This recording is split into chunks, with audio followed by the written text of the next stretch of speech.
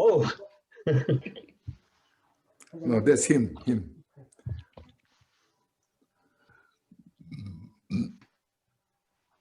There's a Tao Tan from Vietnam, from Devi from... Thank you, Rinpoche. Thank you for teaching us. Somewhere.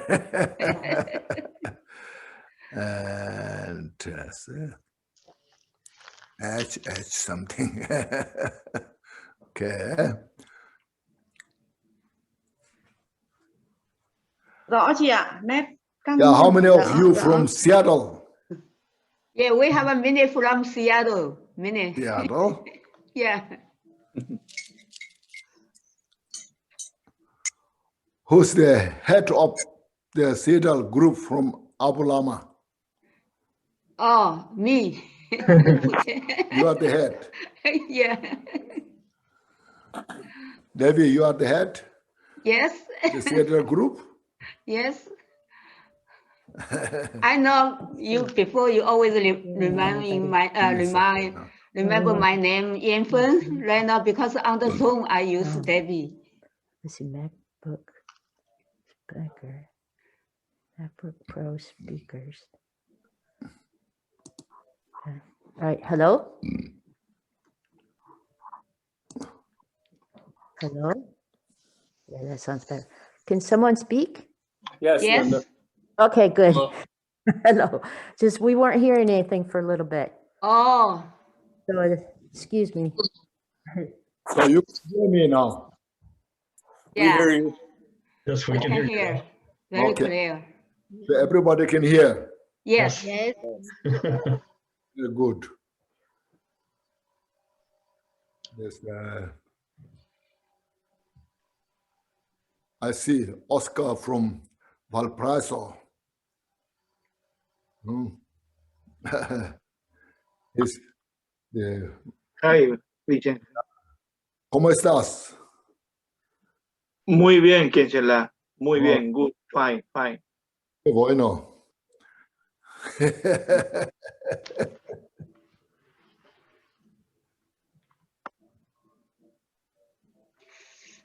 So, yeah, Debbie, you are the leader in Seattle? Yes. Okay. Today is the basically Abu Lama requested. Yes. You know, so how many people you have in Seattle? How many people you have from Seattle? When we have a teaching, then lots of people. If we now don't have a teaching, we regularly about 20, 30 people. Okay. Yeah. Okay. So Abu Lama today with Gachin Rinpoche, they blessed in the office, so he cannot join us now. Oh, he cannot join that. Yeah, because they Gachin Rinpoche is blessed in the house office. Okay. Okay. Yeah. Okay. Sorry about that.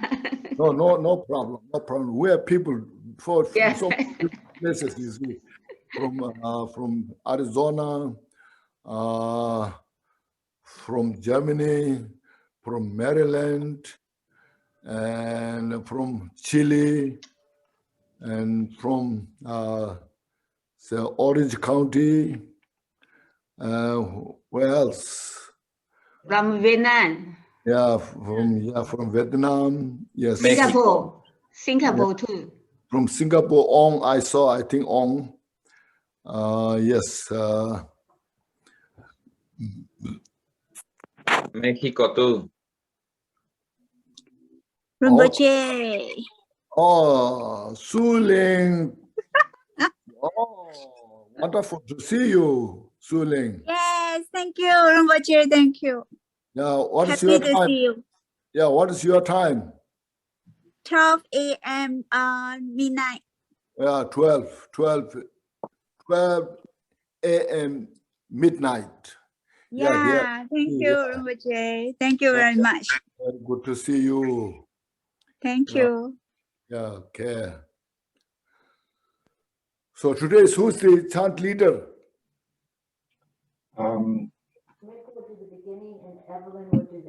Yes, so now maybe first we just say some opening prayers. Okay. I will do the opening prayers. Yes, please. All mother sentient beings, especially those enemies who hate me, obstructors who harm me, and those who create obstacles on my path to liberation and all-knowingness, may they experience happiness, be separated from suffering, and swiftly will I establish them in the state of unsurpassed, perfect, complete, and precious Buddhahood. All mother sentient beings, especially those enemies who hate me, obstructors who harm me, and those who create obstacles on my path to liberation and all-knowingness, may they experience happiness, be separated from suffering, and swiftly will I establish them in the state of unsurpassed, perfect, complete, and precious Buddhahood. All mother sentient beings, especially those enemies who hate me, obstructors who harm me, and those who create obstacles on my path to liberation and all-knowingness, may they experience happiness, be separated from suffering, and swiftly will I establish them in the state of unsurpassed, perfect, complete, and precious Buddhahood. Those until I achieve enlightenment, I perform virtuous deeds with body, speech, and mind. Until death, I perform virtuous deeds with body, speech, and mind. From now until this time tomorrow, I perform virtuous deeds with body, speech, and mind. In the Buddha, the Dharma, and the Sangha most excellent, I take refuge until enlightenment is reached. By the merit of generosity and other good deeds, may I attain Buddhahood for the sake of all sentient beings. In the Buddha, the Dharma, and the Sangha most excellent, I take refuge until enlightenment is reached. By the merit of generosity and other good deeds, may I attain Buddhahood for the sake of all sentient beings. In the Buddha, the Dharma, and the Sangha most excellent, I take refuge until enlightenment is reached. By the merit of generosity and other good deeds, may I attain Buddhahood for the sake of all sentient beings. May all mother sentient beings, boundless as the sky, have happiness and the causes of happiness. May they be liberated from the suffering and the causes of suffering. May they never be separated from the happiness which is free from sorrow. May they rest in equanimity, free from attachment and aversion. This ground is sprinkled with sentient water and strewn with flowers. It's adorned with Meru, the supreme mountain, the 4 continents, and the sun and moon. As a Buddha field, I offered it. May all sentient beings attain the happiness of the Buddha fields. To the lamas who possess 3 kayas, I offer the outer, inner, and secret offerings. With my body, wealth, and all that is visible, please grant me the supreme realization enlightenment. Om Guru Dewa Dakini Ratna Mandala Praditya Soha. Whatever merit I have gathered through prostrating, offering, confessing, rejoicing, beseeching, and praying, for the sake of the enlightenment of all sentient beings, all this I dedicate. Please turn the wheel of the Dharma. Please turn the wheel of the Dharma of the true vehicles and the practices common to both according to the dispositions and likewise the mental capacity of sentient beings. I don't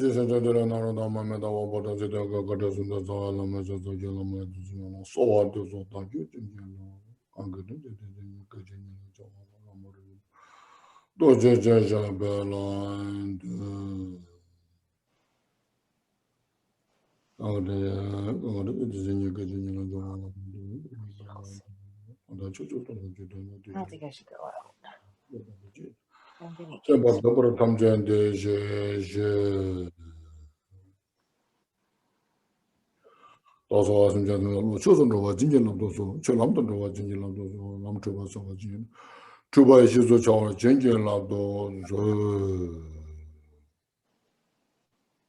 Okay. Hello, everybody. Today, actually this from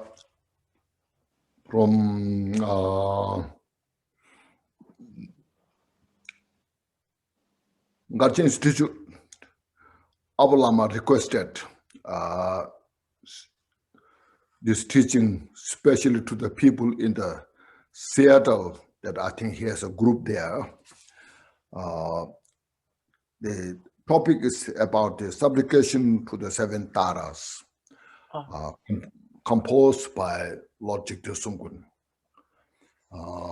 So this There's 7 verses.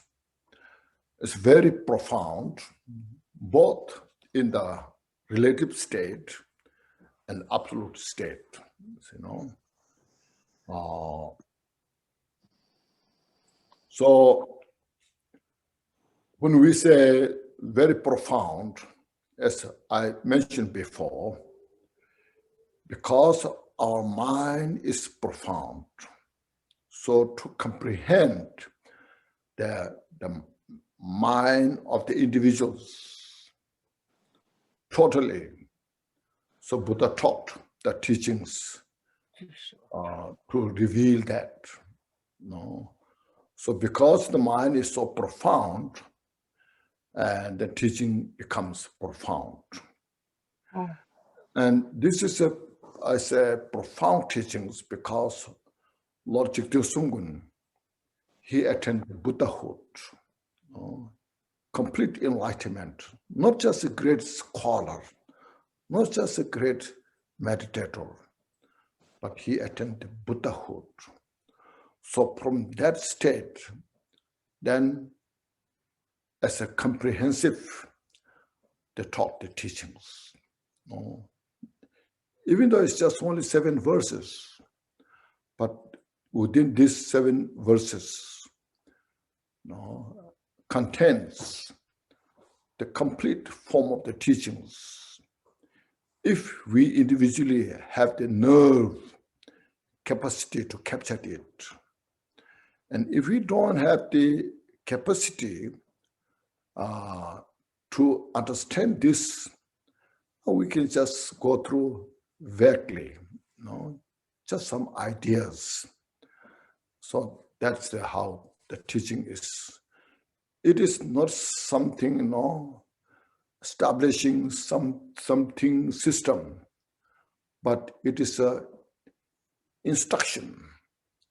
The instruction, the reality nature of the samsara, and the reality nature of the enlightenment, Buddhahood. And these teachings are taught primarily we to free from samsara. All our interest is to free from suffering. We do anything to free from suffering, but sometimes we miss the point, and go to the wrong direction due to lack of the wisdom. So,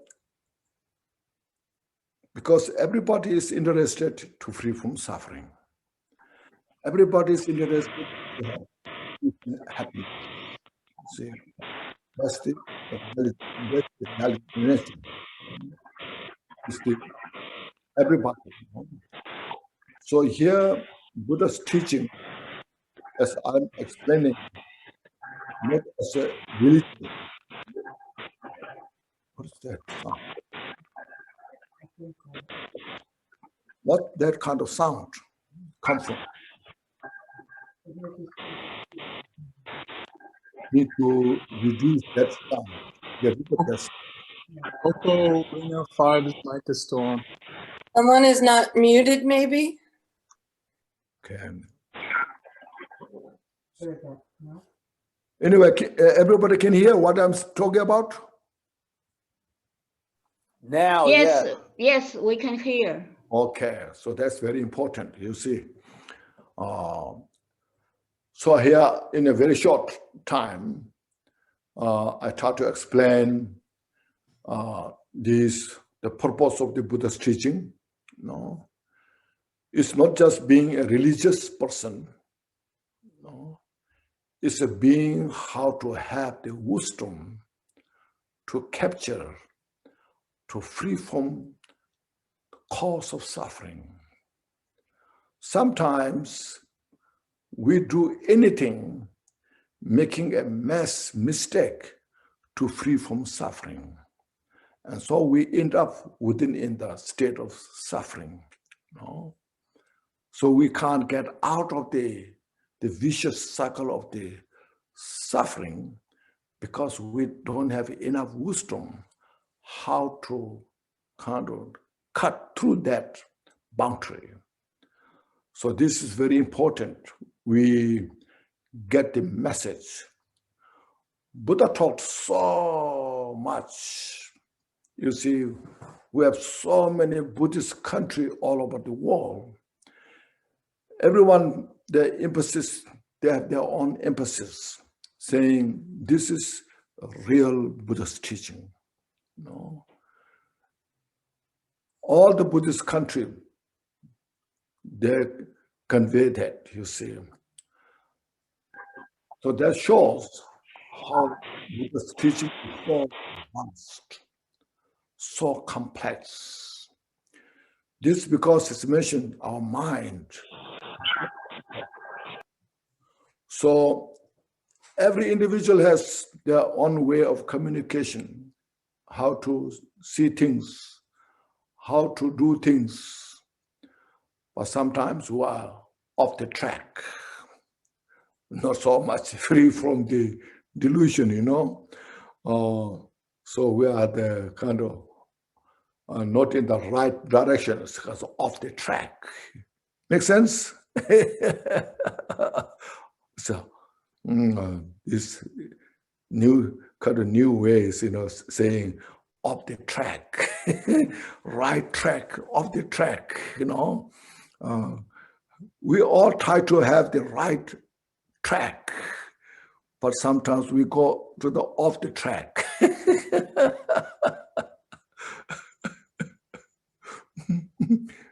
Because of the misinformation, you know. And then we can interpret it in a strange way. And then there are so many, you know, ways. So as always, I put emphasis, you know, Buddha's teaching is not a Buddhism, it's something Buddha created. But Buddha is the founder of that wisdom, you know. Buddha found the reality, nature, the right track, you know, and the complete way. Buddha found those teachings, wisdom, you know, and that's why I say he was enlightened. Enlightened means all the stupids, all the ignorance, all the stupidities, I should say, and all the ignorance, delusions uncovered, you know, dispelled. And then, you know, perfectly captured that absolute nature of the reality nature. Therefore, you have heard of so many, the nature of the samsara is nirvana. I'm sure you have heard of a lot of that, you know. Sometimes we don't know what that means, you know. What do you mean nature of samsara is nirvana, you know? That word is easy to say, but if you really look at it, go through it, then it's confusing. Because there are so many steps you follow. Sometimes you don't know what step you take. You know? So here, Lord Jigten Sumgun, when he was 35, he attained Buddhahood. First, when he was 25, he attended, just brief, you know, he attended his root guru, Pamutuba, for 32 months. Within these 32 months, he received the complete lineage of the Buddha's teaching. All the Sutra, Vajrayana systems, and the few things that then he received from other teachers. So after his root guru Pamutuba passed away, then he fully dedicated in the retreat, place called Ichung Cave. No? There was called Lama Yel. He invited him there. So he went to the retreat for 7 years. See, just without any kind of elaborated arrangement, very simple, just enough food to eat, and very poor condition clothes. He risked all things, but he totally dedicated. So he went to retreat for 7 years. So after 7 years, when he was 35, then he gained the enlightenment, which is Buddhahood. So at that moment, then he vividly perceived the taras, and on about his enlightenment, achieving enlightenment, then the Tara, all the ultimate teachings are bestowed to him. So after capturing all those teachings, then he wrote this praise to Tara, supplication to Tara.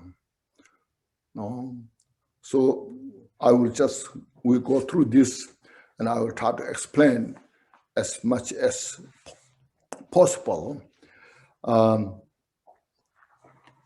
sure many of you have this Tara 7 supplication to 7 Taras. I'm sure you have, and this is the book that is compiled. There are many other songs, and I wrote a short commentary on this.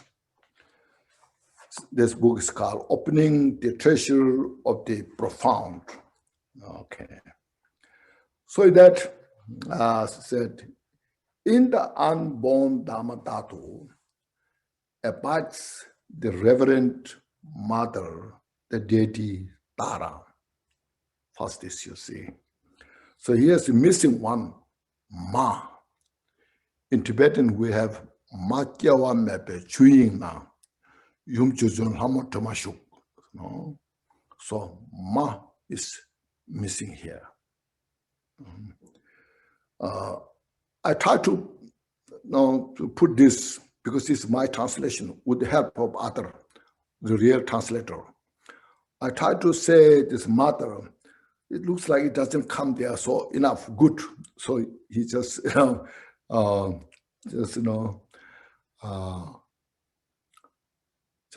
didn't want to put here. But anyway, in the unborn Dharma Dhatu, mother, something like mother.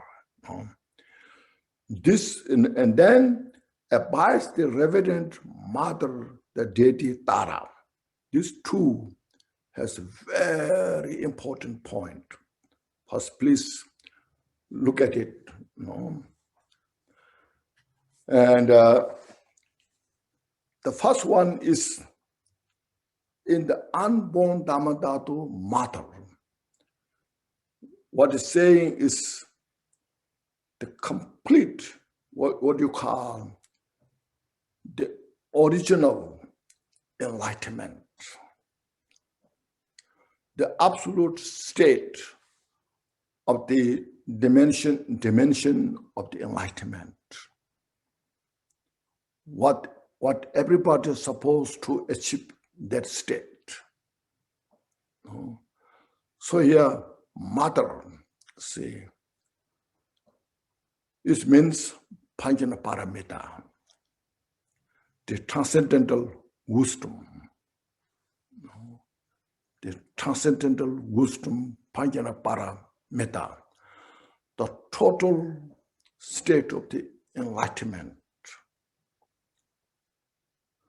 So like a mother, we call mother, just example, when the mother gives birth a child, she takes care of the child more than like herself. How she cares, you just see human beings and even animals, you see how much she cares her offspring, the child, even risk of her life. especially at the time of birth and after birth. She tried to fulfill the wishes of the child. See, and then what she does is she takes responsibility, the education, the quality of the child. See, those two, see, basic. You see, the wishes of child, see, they can have different, there's some obstacles may arise. She tried to dispel the obstacles and bring the wishes of the child. Get rid of all the obstacles. And then she cherish the child, grow in her mind. No, I should give the best education to the child to be a good person. Similar to this wisdom of all the Buddhas, Panjana Paramita, the transcendental wisdom. The wisdom is very important. The wisdom is which kind of a mental, acute reality nature that dispels all the delusions, which are the great obstacle for us to free from samsara. So that mental obscurations, mental delusions are those are the only way is the wisdom. Wisdom is not just knowing some knowledge or collection of information. Here, wisdom means, as I mentioned, such a precise clarity of mind that which can directly see the cause of the suffering, the cause for peace and happiness, you see. So that is the responsibility of the wisdom which dispels all the obscurations. And once you're dispelling all the obscurations, then wishes for peace and happiness is establishes. No? Then the second wisdom, because of this wisdom, when you have all the excellent qualities of the Bodhisattvas, Buddhas are accomplished, developed. See, like say, when you go to this college, university, you need such mental capacity to pass all those degrees. Means you have to learn science, technologies, economic, and the politics, business, all these things to go through all those things, you need such kind of mental capacity. So likewise here, to achieve all those excellent qualities, the Buddhas and Bodhisattvas, you need such great wisdom. That's the transcendental wisdom. See. So there are many layers, you see, Bodhisattva. There are 5 parts, 10 bhumis. But the Buddhahood is the total, complete state of the enlightenment. So that is the original perfection of the wisdom of the Buddha. So the mother of all the wisdom. So that one, you see unborn, you see, unborn, they say, is unborn means it's absolute nature. That which is born is unborn. Have you heard of that? That which is born is unborn. In the relative, yes, we have the birth. Mother gives birth a child. A flower grows. The tree is born. And this, you see, this all coming up, raising, is all called birth. The birth of flower, the birth of tree, on this. In the relative state, yes, this all we have. But if you investigate carefully how the flower is born, if you investigate it, scrutinize thoroughly, then you cannot find that there's something absolute birth. See, if you investigate, say, seed, which says seed is the one which borns the flower or the tree, but without the other conditions, like the four elements, soil, water, heat, the seed alone is not enough to born the flower or tree. And without the seed, even though you may have all these other conditions are perfect, there's also no birth. So you cannot find one absolute entity of this. This is the birth.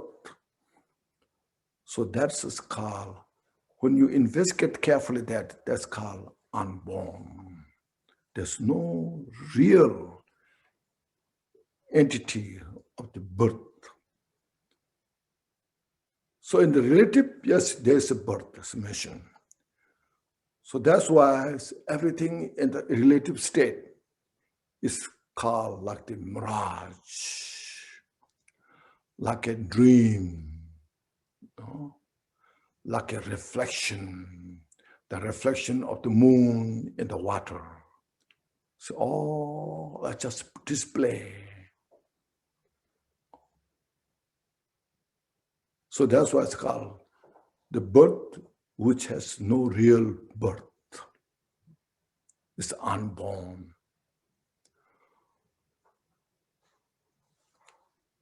So that is what we sometimes call emptiness. But it's not just mere empty. No. Here emptiness means wisdom that totally realize, or the total nature of the perfection of the emptiness. See? So that unborn is called unborn. So Nagarjuna's text now says very common.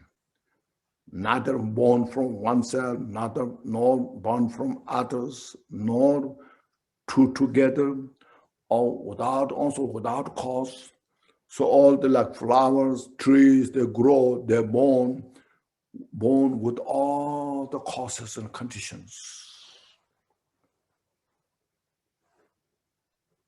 So if you deny the relative state of the birth, it's called nihilist.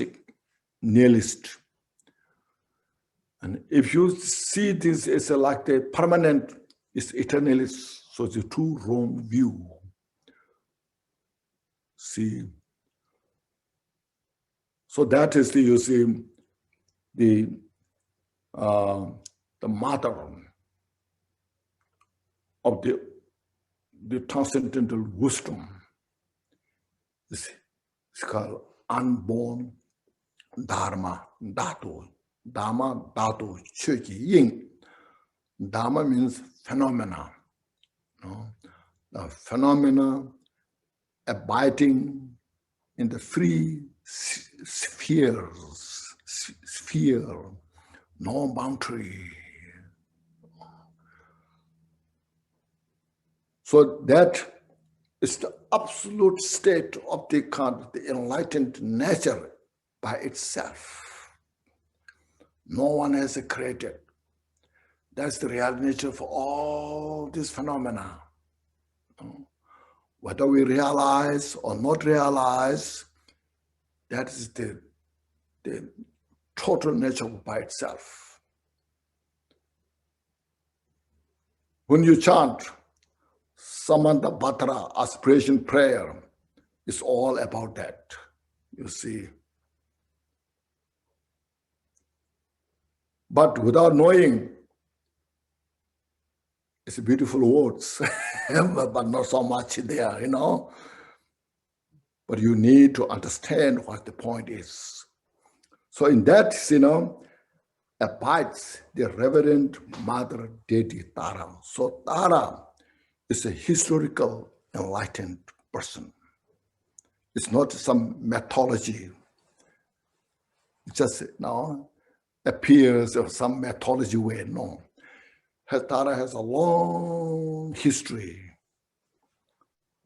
So through these histories, she went through step by step until achieved the total nature of this, what I explained, the transcendental wisdom, the mother of the Buddha. See, that's the first Siddhara. So Lord Jigdusumgun, he totally realized that. So from that, he's saying this. So here, mother, so Tara is the mother of all the sentient beings because she cares all the sentient beings, like a mother does her child. You know? Because she imparts the compassion.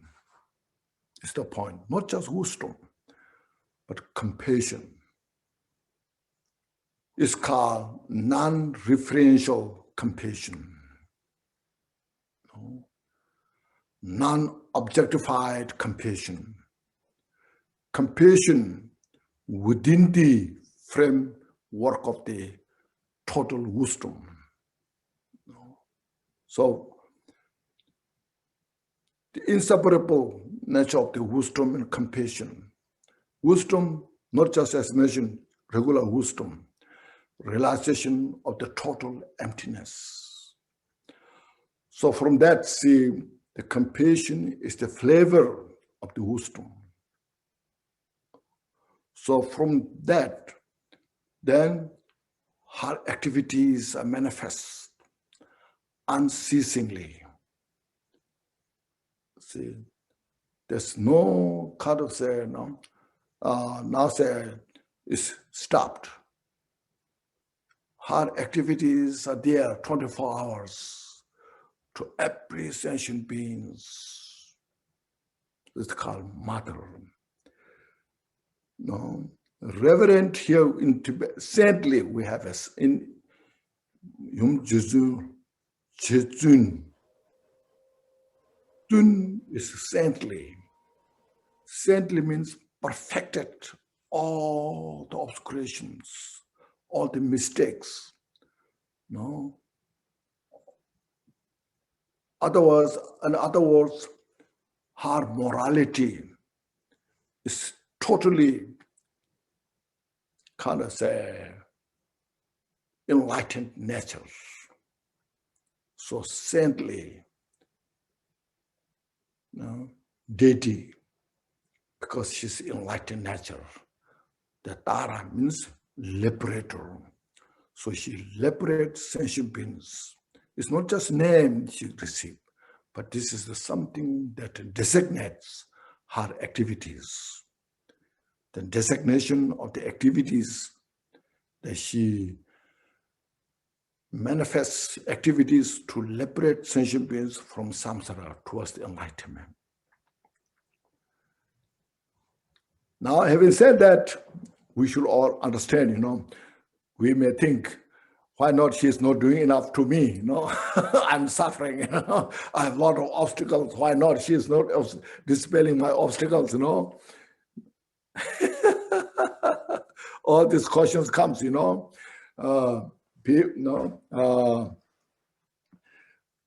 lot of people say, we have so much problem in the world, all this pandemic, all these delusions, and where are the Buddhas, Bodhisattvas?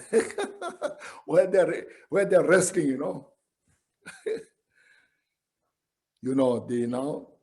this is very important point. Interdependent, you see.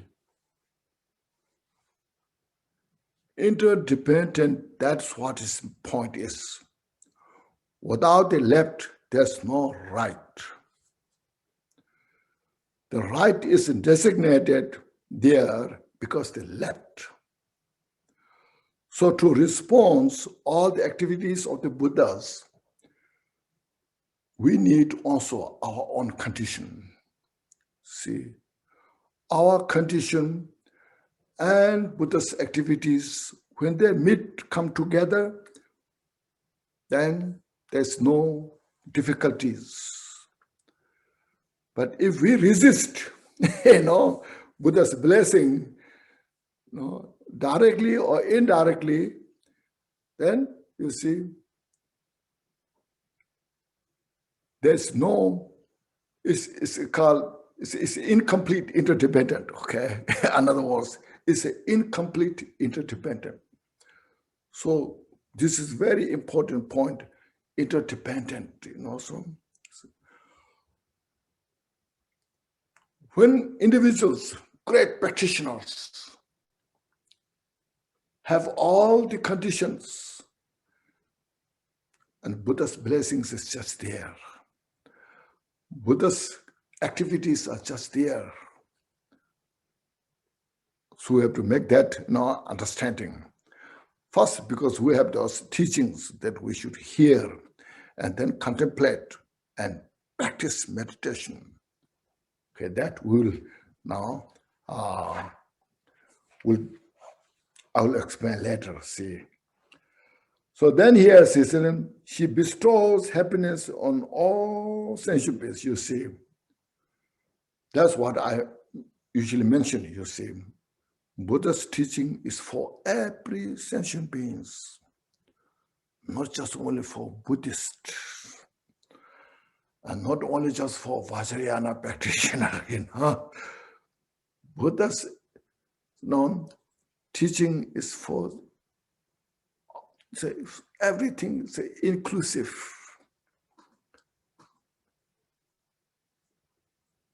Because Buddha's wisdom is pervasive, is pervaded. With that compassion manifested, no boundary. So that's what it means. She bestows happiness to all sentient beings.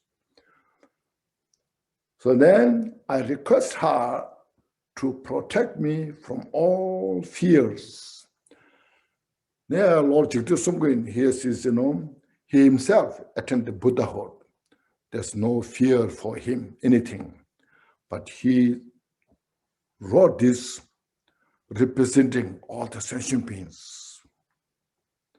Now we should understand the fears. Fear comes, see, our self-grasping. See?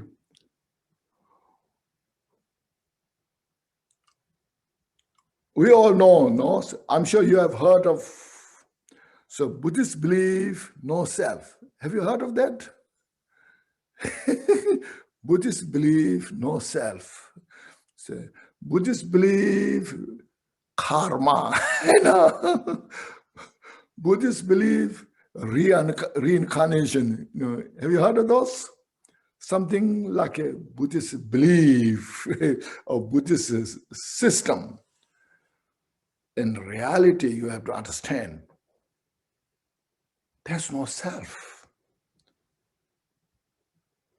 Self is something, grasping and then holding something like a unique, permanent, Kant says, something that nobody can destroy it. I myself, you see. Do you have that feeling? It's a very sensitive subject. If somebody says little bad things about you, it provokes all your mental, all the delusions coming up, you see, anger, resentment, all this to protect yourself.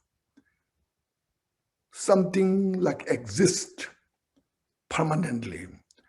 That's why sometimes they're called, have you heard of divine soul? Have you heard that? No, not only just a relative self, but there's a divine soul. Divine soul. Soul here is self, Something exists there, and to see that, we're practicing to see the divine soul, So when you come to the point interdependent, all phenomena, relative, absolute, is the nature that is interdependent. Because of the interdependent nature, then there comes the emptiness, you see. Emptiness, no? So as you know, it's very popular, everybody chants this prayer, Heart Sutra. Form is emptiness, and emptiness is form, you see. There's no separation. Emptiness is not out of the form.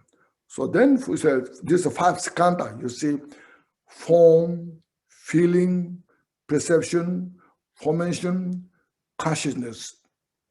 So these all 5 skandhas are emptiness, you see. So that shows there's no self.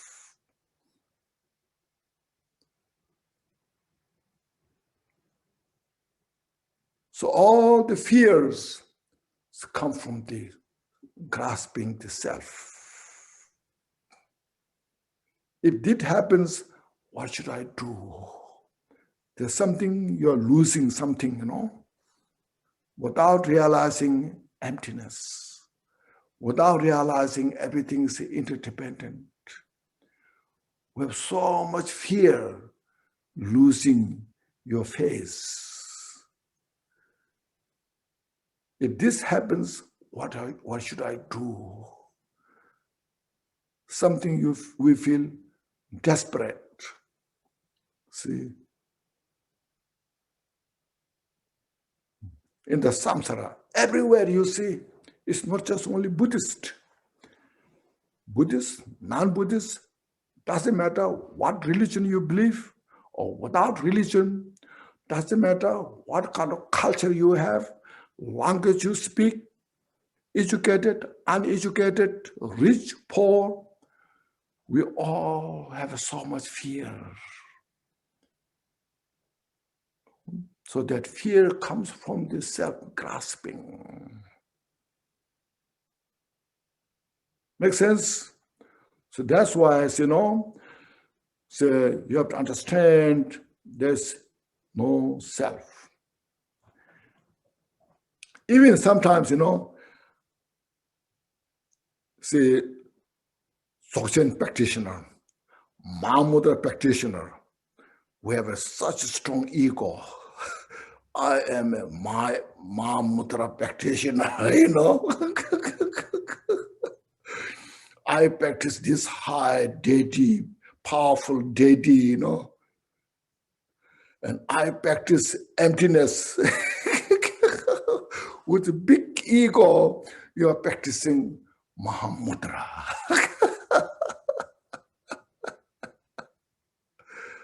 So what's the point? We lost the point without realizing the point. We try to show I'm a very good Dharma practitioner. They all should respect me because I'm a very good practitioner, I'm a very pure. Then there's no space, see, for real peace, happiness. Because we are underneath the ego, the self-grasping, self-fixated. So we need to reduce our grasping the self. So the Bodhisattva's idea, see, in the Bodhicharya Avatara mentioned very, very elaborated way. And then Lord Jigten Sumgun specially mentioned, replace your self-grasping by the bodhicitta. Instead of say, I, just say self, we sentient beings. See, we're so habituated, we're so ingrained with this self-grasping. It's just they are very automatic. It's something real. When you say there's no self, it's something like unprecedented.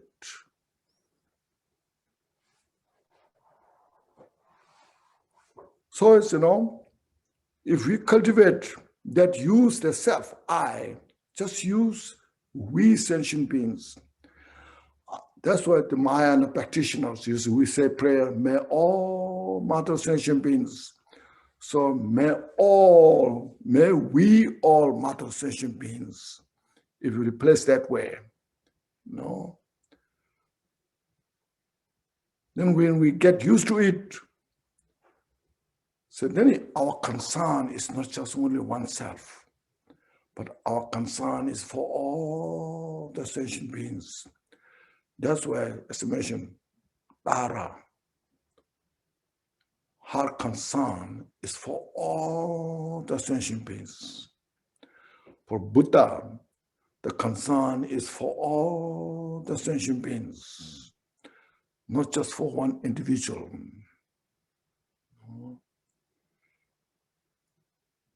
So there's a fear in the samsara. You can see that all the fear exists in the samsara, politically, business, and our daily life, from different types of sickness, different types of obstacles, from animates, inanimates that we encounter, different obstacles. All these obstacles we face, we suffer. Especially mentally, we suffer, is grasping the self. Sometimes when you get sick, I also got used to this. When I was really get sick, and we have a lot of fear because I cherish myself so much. And then the fear comes. And then my fear is more than the suffering that I have. The pain that I have. The fear is more than the pain I have. I have maybe little suffering, but my fear is so huge because grasping the self. If we release the self, if I'm free from the grasping the self, then there's fearlessness. See, fearlessness can achieve through totally releasing the self-grasping, realizing total nature of the emptiness of the self. See, so that's, see, we should understand there, no? Well, we are grasping myself, you know, and then what you call self-grantize, you know, we self-grantize, self make very important like that. And then you see this, even Tara is in front of you, cannot do so much, you know. Tara comes in front of you, Tara says, hello, how are you? I'm suffering here.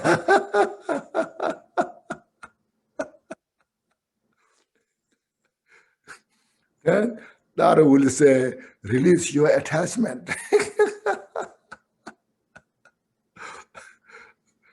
Otherwise, what Tara can do? You see, so that's why Dharma practice, you see. Our ignorance of the grasping this 5 skandha as the basis of the self, and that surrounds all the fear, all the suffering. So we should make every effort to releasing of the grief of the grasping of the self. That's why the compassion is so emphasized, appreciated. Compassion to all sentient beings. That will come later as well, no? But first you see, now, please protect me from all the fear, means may I have such great wisdom, your wisdom, that may I have it so that I can free from all the fears. Make sense? See, all you say, I actually put emphasis to purify our mental afflictions, not just Buddhist philosophy, no. Buddhist philosophy, you can say this system, that system, this system, there's so many there as mentioned. But most important is practical approach. Then step by step, we can get the benefit. Because we complain, I don't have much time to study all the Buddhist philosophy.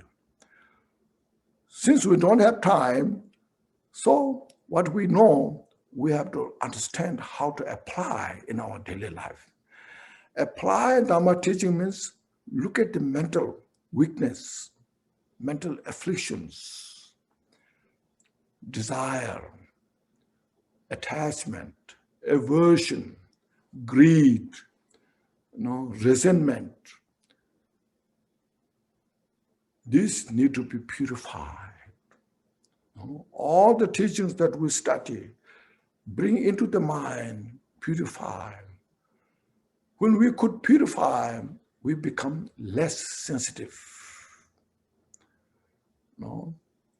Less sensitive, you see.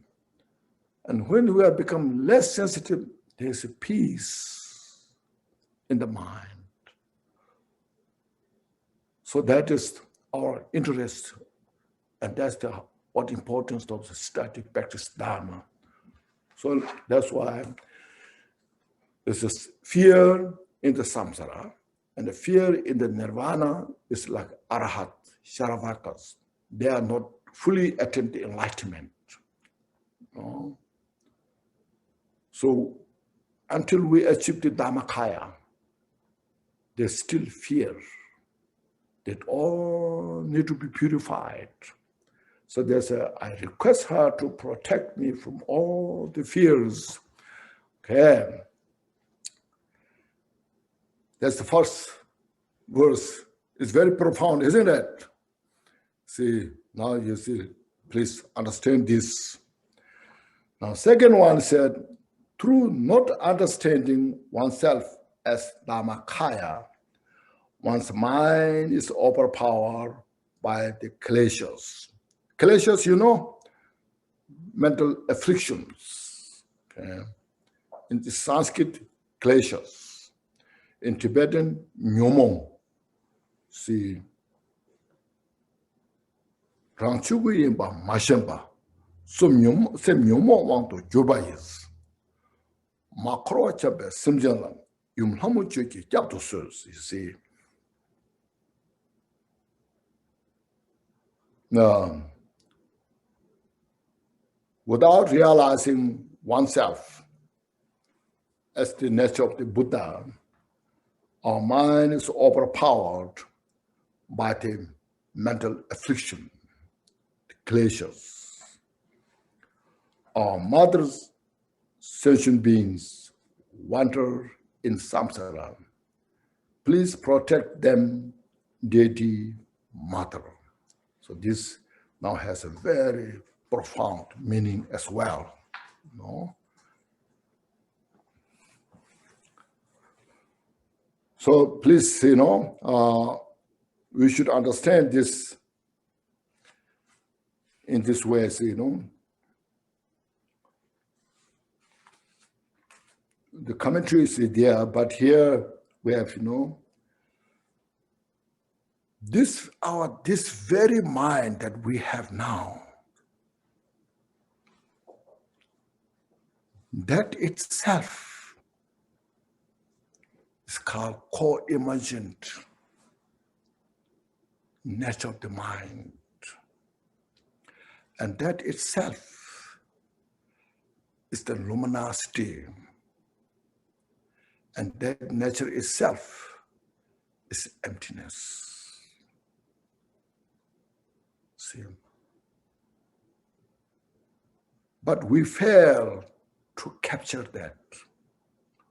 We fail to maintain that. I know many of you have received a lot of Dzogchen teachings, Mahamudra teachings, again and again, but still we are not there yet because we fail to recognize that. We fail to maintain that. See? So that, see, this co-emergent,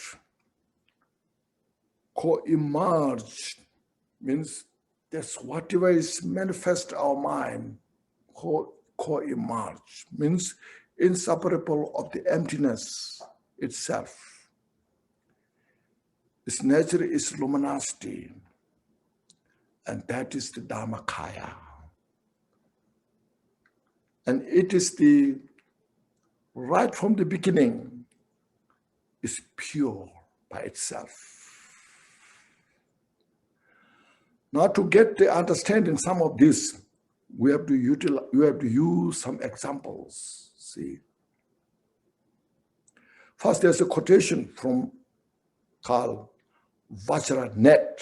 It's a special Vajrayana text. Buddha said, beyond the mind itself, there's no Buddha or the sentient beings. All are the mind itself, what you call Buddha, and inseparable from Buddha, sentient beings. And then also in the Uttara Tantra said, the unafflicted mind, nature of the mind itself, is the like honey, the unafflicted, say, ambrosia in the honey bee. See, the honey bee has the honey. Honey is just pure. So example is, we sentient beings, the samsara is like the honey bee. very aggressive, but within it, there's a honey, ambrosia. See, everybody likes their honey, but they don't like honeybee. When you see the honeybee, you run away. Say, there's a honeybee coming, bite you. But when you say there's honey, oh, I like this. So we have a honey within us, but we are like honeybee, okay?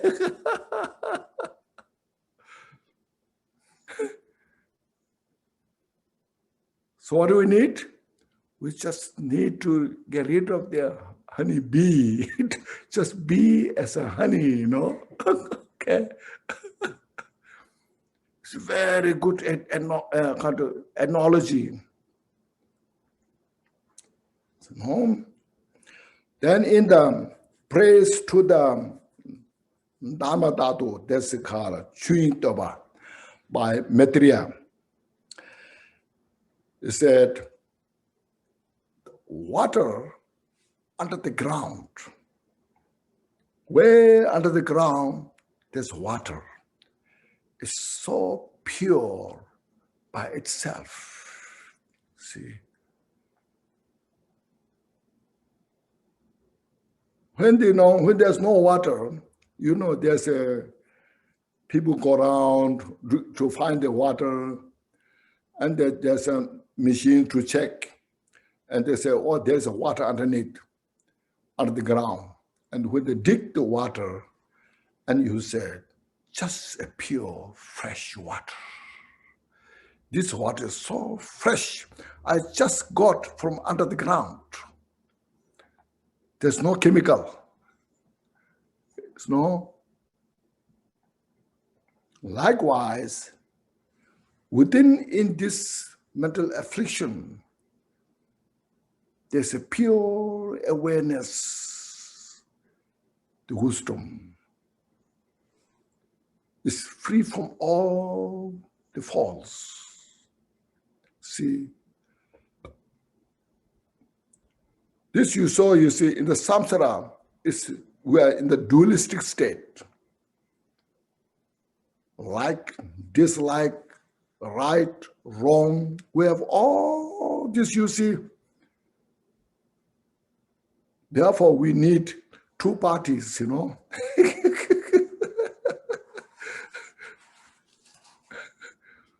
The two parties helps each other criticizing and get to do something better, That's a two party is a dualistic state, you see. So in the Samsara, one party is very dangerous, you see. In the Samsara, When you are enlightened, one party is excellent. Because there's no mistake. Always nothing but good. But in the Samsara, one party, if that party makes the mistake, it's a mess, Nobody can do anything.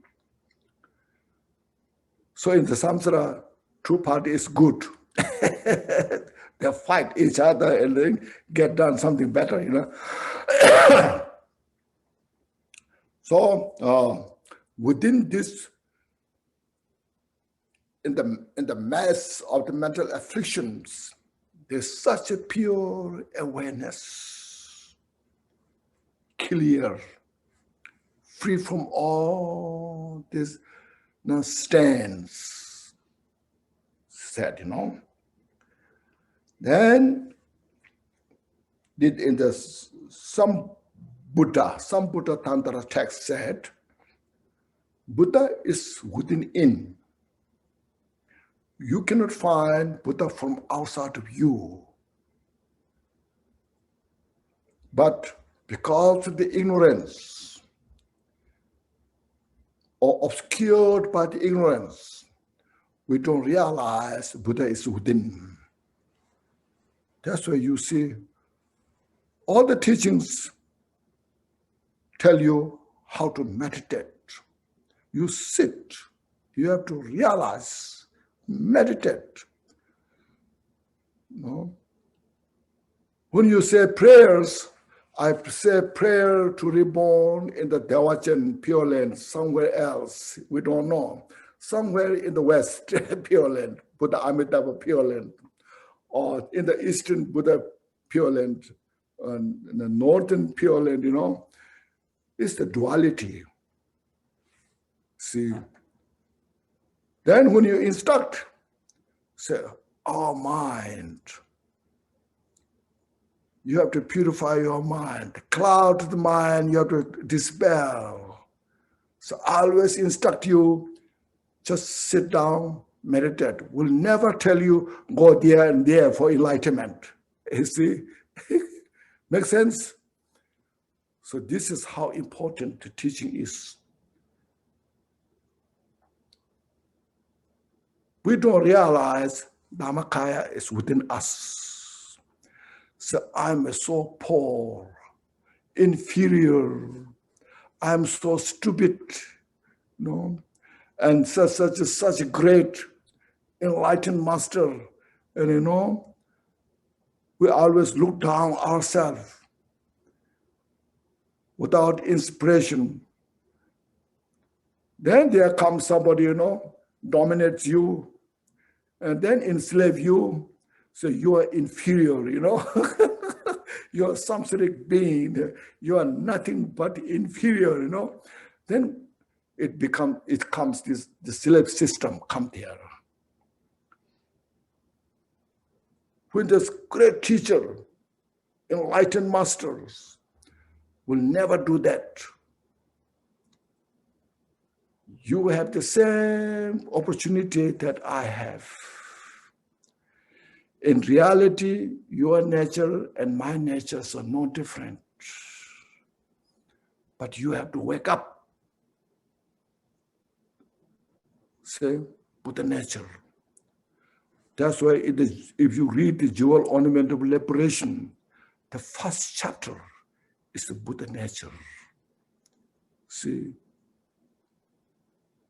That's why Kampupa's followers are highly accomplished disciples, because he inspired all his disciples, even very stupid, but the Kampupa never looked down to that stupid person.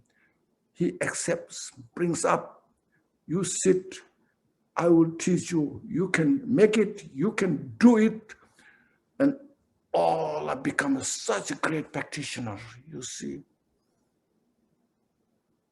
It's very important for us. We should inspire by ourselves. That's what Lord Jiddu said. Everybody has the Buddha nature. No? But we are so ignorant to acknowledge that. We become so stupid to see that. No? So, you know, so this is how first you have to reflect to yourself, meditate to yourself. I have the precious human life. That's why in the Jewel Ornament of Liberation, in the first 6 topics what's mentioned, primary Buddha nature. Buddha nature is the primary cause. And precious human life is the condition. And the spiritual master is the contributory cause. And the teaching is the construction and the instruction. The method is the instruction. Then from there you become Buddha and then manifest all the activities effortlessly. So Jewel, I say Jewel Ornament of Liberation, the book is written by enlightened master who has every excellent qualities to write that book. And we are so fortunate to have that book. It's not just written out of intellectual, no, who collected a lot of informations and write something, making some interesting stories. Not that Kabupa wrote at the point, making a complete causes condition, one individual to free from samsara. So that's why I said, so that's why I encourage you to read that book and study, practice, and very important to understand the points. If you don't know the points, then we don't know. See, everything looks similar. Nothing is special. All looks similar. No. So this, see. So here saying this, just example, it said, the Buddha, we have the Buddha nature, we don't recognize it. That is like example, very poor family, has a small hut on the ground. If not enough have a food to eat today, so poor. And there's a miner who understands all this system of the jewels and gems, and recognize underneath that person has an endless treasure. And he or she comes there, introduce, you dig under your ground. You have such a treasure, jewels. So that person makes an effort and dig the ground and find all the jewels. And then he said, oh, I become so rich now because I found this treasury. He has not realized how rich he was. All his life he felt, I'm so poor, I have no food, no clothes, no. What should I eat today, tomorrow? So always felt like that, So we sentient beings are like this. We have not realized how much treasure we have within us. We are always just, I'm suffering so much. From here, where should I go? No, I don't have enough this, that, And then all these mental afflictions, we're so stressed, suffering. There's no real peace and happiness, suffering so much. Without realizing Buddha nature is within us. So we need this kind of wisdom, you see. Now you say, this is, first of all, you see, this is very hidden subject. Our ordinary mind is very difficult to see it. Even very highly educated person, difficult to see it. Even very rich people, difficult to see it. But we should understand from a very simple point. Just look around everywhere, all over the world. Human beings, non-human beings, like animals, small insects, like say mosquito, or butterfly, or just the sea mammal in the ocean. There's some small teeny insects. We all don't like suffering. See, if there comes some little danger in their life, they run away, you see. They feel there's some suffering is coming. I don't like the suffering. No. This is nothing to do with your belief system. You see, what your religion you believe doesn't matter. What culture you have doesn't matter. It transcends all the differences. simply you don't want suffering.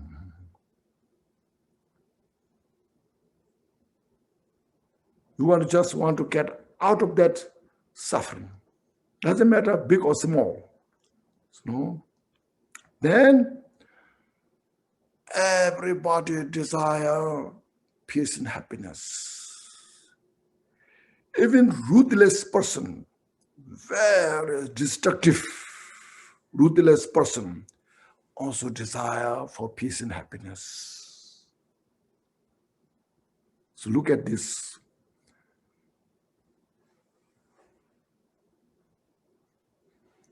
Now how you can say this?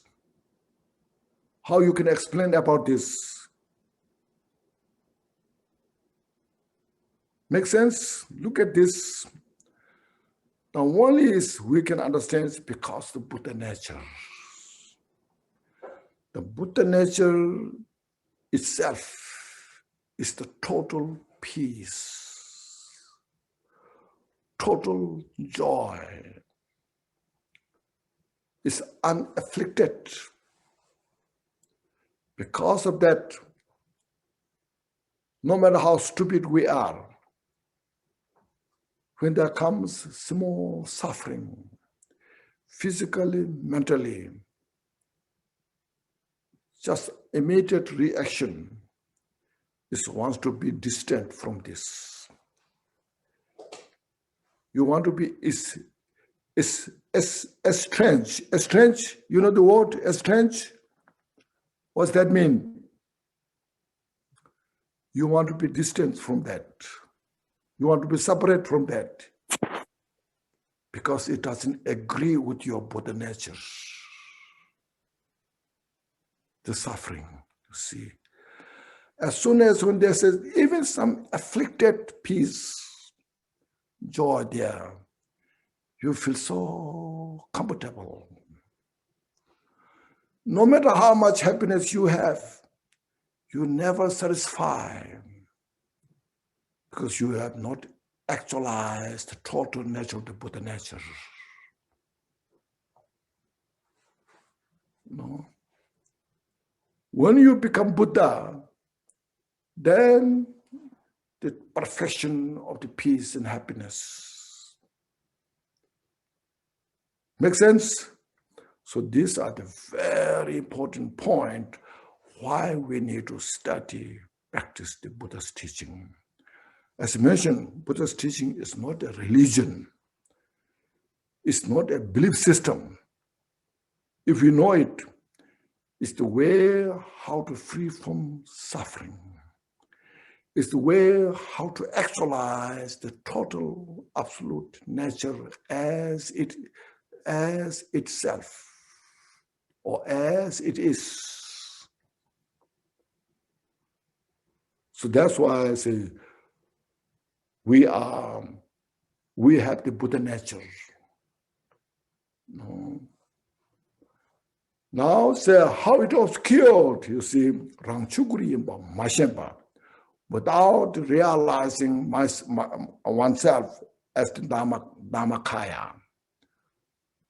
Ignorance. What happened was, you see, as soon as when we have these 5 aggregates, this form, see, then there is, you see, we have this self-grasping and mental consciousness. It's called as mental consciousness. Then there are how many?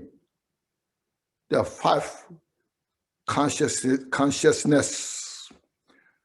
The eye consciousness, ear consciousness, nose consciousness, no?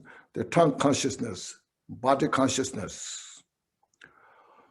When these 5 consciousnesses, they project the 5 object, form, the eyes consciousness, the object is the form, then sound, smell or odor, taste, and touch. And the body, the mental consciousness is the main one, that these 5 consciousnesses, when they experience this relation to these 5 objects, give the message to the mind. And then the mind says, the mental consciousness, I like, I dislike, all this forth. And then there comes the call,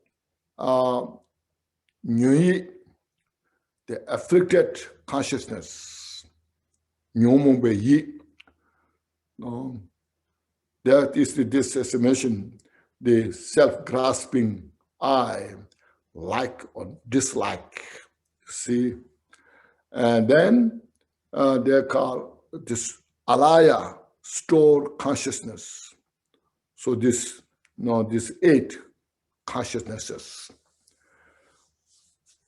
Then they play such an important role, each other. And then it obscures to see the Buddha nature. Okay? Because it's, the consciousnesses, mental consciousness give the message to the afflicted consciousness, holding the I. Then all this ignorance, attachment, aversion, so forth. And all those habits are stored at the alaya, the stored consciousness. So they play around within the samsara. See, so this is a very important point why we are wandering into samsara. See,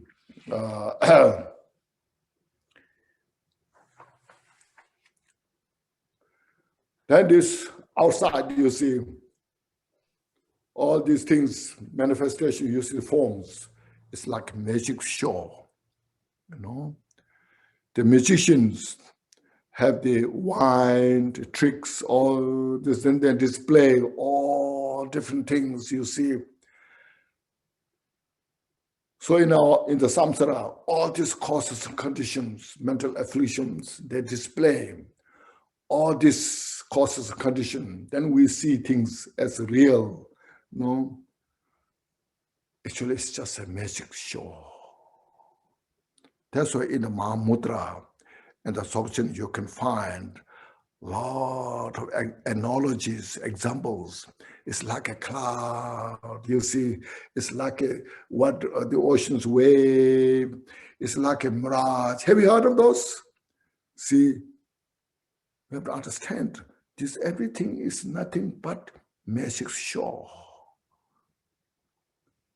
But we don't realize that this magic show is something unreal. But what we see is something real,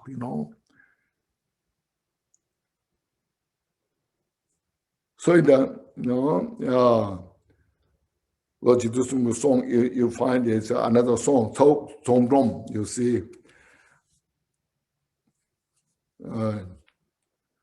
The phantom man crosses the mirage river, You see, the barren woman's son plays the Gandharva's music, you see. The dream bee sips the nectar of the sky flowers, you see. Very beautiful poem, So beautiful, but you look at it carefully, it's all just like that, Just display from nothing, dissolves into nothing. That's why in the Vajrayana practitioners, when you practice like Tara, Chenresic, first you rise all this from within emptiness. Omo so baba shuddha sarva dhamma so baba shuddha ha. You see, from within emptiness manifests lotus flower, all things, and deity, and chanting mantra, all this. After the session, then all this whole emptiness, you see. is to realize that nature. Nothing different. But we are so confused about this without realizing. Because of the confusion. So again, in the Jewel Ornament of Liberation, right at the beginning, introduction, you see, all the phenomena are just two, relative and absolute. The relative state, you see, the relative truth, that nature is emptiness. But the mental formation is confusion. The characteristics of that is suffering. See.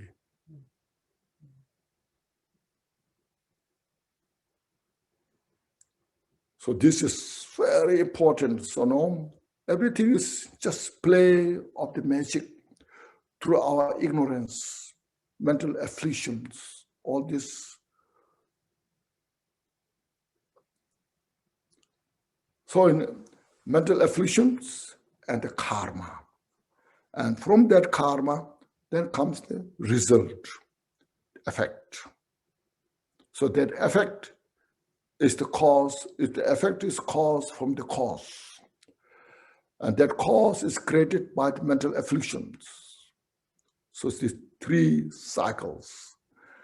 And that's three cycles, if you expand further, so 12 interdependence. See. You know those 12 interdependence, you see. First, ignorance.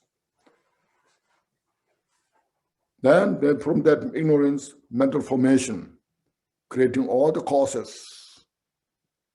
And that plants the seed on the consciousness. According to that cause, they plant in the seed, planted in the consciousness, then you perceive in the mother's womb, name and form. From there comes, the increasing field. Means this, in six increasing field, you see, Khenchen. So that now say the eye, ear, nose, tongue, body, mental, say consciousness, as I mentioned. Then that reflects to the 6 objects: form, sound, smell, odor, taste, body, and the Dharma, the mind. And there comes the feeling. See, feeling good, not good, neutral, all these things. When there's feeling good, there comes the attachment. When there's attachment, there's a craving. See, Sakal, you see, feeling, attachment, craving, lamba, sorwa, seba, lamba. Then it becomes existence of becoming. And then comes the birth. And the birth is the beginning of all the suffering in the samsara in your life. Because we are born, then we age. Then we get sick. Then we die. You see, if we are not born, this will not happen. We complain so much about my sickness, my aging, because of the birth, you see. So then, aging, from there comes death, generally, and then cycles, rebirth. So this vicious cycle of samsara, how it starts, you see. So as I earlier mentioned, the wisdom is so important. When we have such a wisdom, then you can see how we wander into samsara and uproot the ignorance. When the ignorance is uprooted, then the mental formation is stopped by itself. Then all the 12 links are dislinked. It's called reverse. How you can reverse the samsara to nirvana. see. So this is something that we cannot achieve through saying prayers. You know? May I achieve enlightenment? Please give me the enlightenment. You know, it doesn't happen that. If it happens by now, Buddha should have given us, but that doesn't happen. So we need a practical approach, practical exercise, how to do it. So this is how we should do it. So in the Samsara, you see, this is so profound. You see, this teaching is so profound. Then you see in the human realm, now you see we're suffering, you see, birth, suffering at the time of birth. No. And then suffering of aging, you see now. Like I'm aging, you know. I cannot see very clearly. I cannot hear clearly. And my memory is losing, you know. I become very clumsy doing things. You see? Everybody, this is not just only Buddhists or monks or lay people, monks, lay people, everybody. No. There's so much suffering there, you see, no? Aging. And then sickness, as you see, as I mention all the time, in the West, we have designed, there's such a design, retirement, you see, how costly it is. So it costs so much your fortune. You work whole your life, and then you have to pay all your collection at the retirement. You see, there's so many retirement companies, you know, they will say, we will give you the best, you know, come to us, we'll give you the best, you know. When you really need it at the time, and they will say, your payment doesn't cover this, that. You see, it's not there, you know. So now what, you see? So this is the suffering of sickness. And then at the end, no matter how best retirement you have, covers everything, still you die. Now what, you see?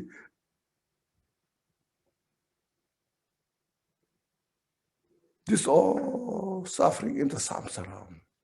It's not some individuals, you see. It's all samsaric sentient beings. You see, even animals, how much suffering they have when they get old.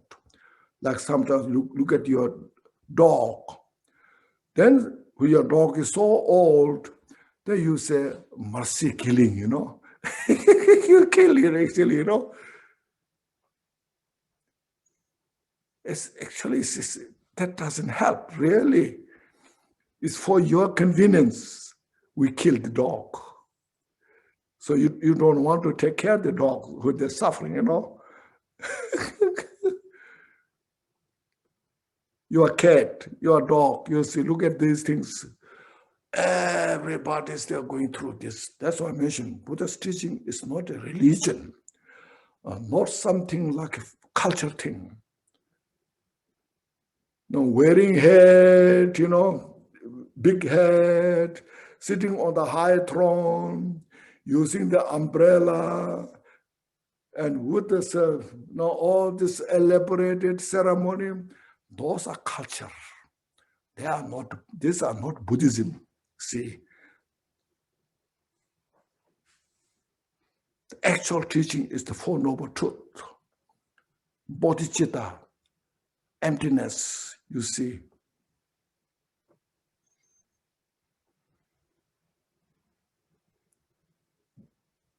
This is for every individual's interest. That's why we need such a wisdom, skill, how to communicate these teachings with others so that everybody can get benefit. See, it's not a belief system. Karma is not a belief system, you see. Karma is reality nature.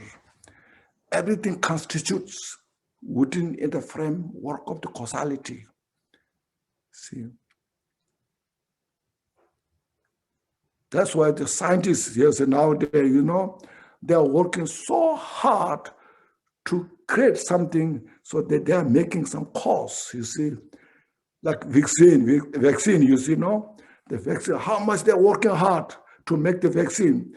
They are just now experiment a lot of things to try to come together, something, create a cause. So from that right cause can bring a right effect.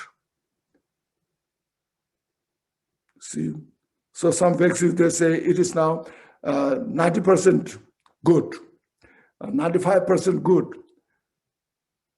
You know, some say 80% good, because they could not find a complete cause. Still they're working, you know. So that's causality.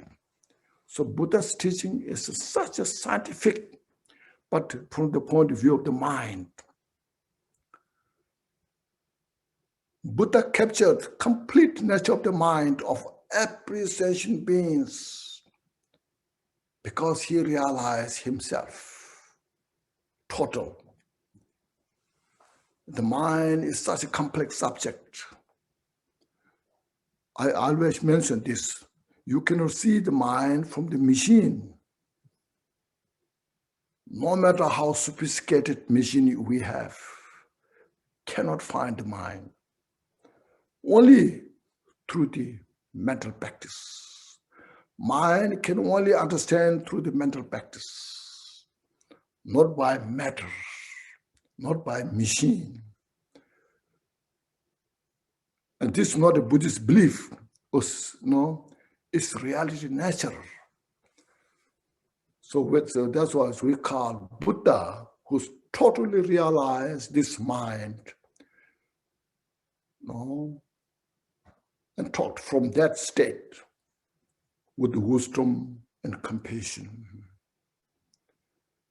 Buddha saw directly the cause of suffering, and he explained all about that. It's not a belief system. It's the reality check, a reality approach. So we should always understand this.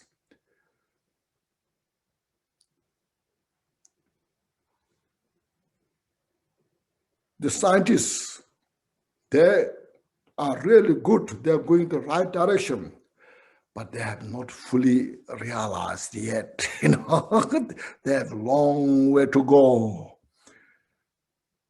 No. For Buddha's life story, you see, from a most luxurious lifestyle, then he went to retreat for 6 years, ascetic life, you see, meditated. His meditation is like said, like the space is called space-like meditation. The space is infinite. You see, the space is infinite, and Buddha achieved that state. From that state, then Buddha attained the enlightenment. So we all have responsibility to understand this and practice this and maintain the Dharma teachings, not as a culture system, no.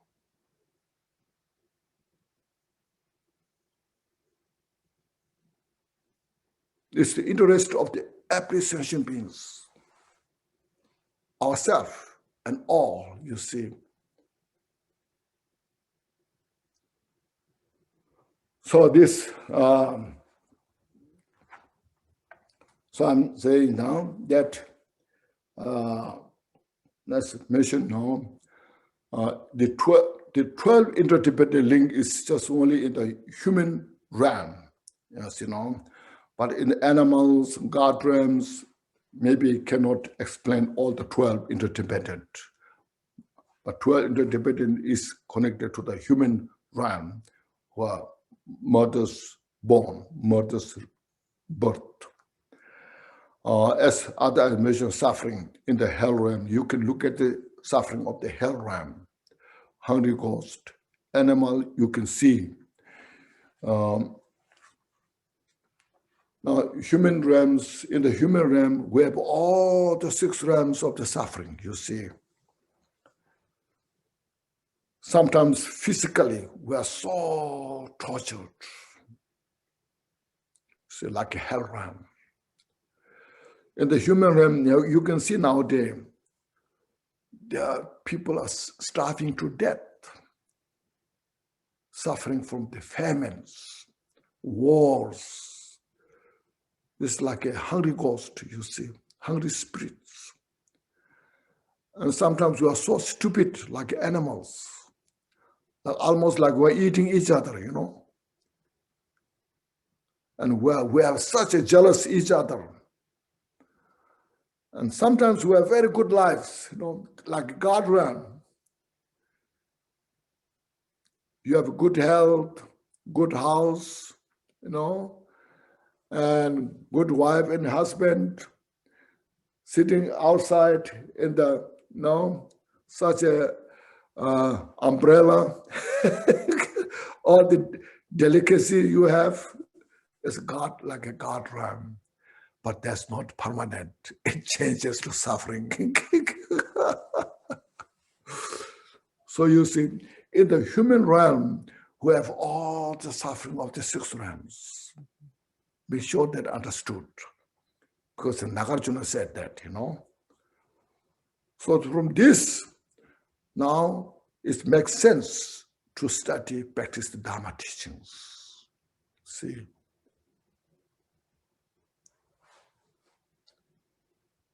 As I mentioned, we work so hard all our rest of the life. Then at the end of the day, all that effort, work we worked, now become meaningless. When we work, you see, even sometimes we don't get breakfast because we're getting late. So I pass my breakfast. Sometimes I pass my lunch. If I don't work, I'll be out of my job. So I have to risk a lot of things to keep my job, to make money, to sometimes risk my health. But then at the end of the day, what you get, we age and we die. But if we have studied, practiced Dharma teachings, then you age with the dignity. You die with the dignity. You age without fear. You die without fear. See? Because we are touching to our Buddha nature. More you close your Buddha nature,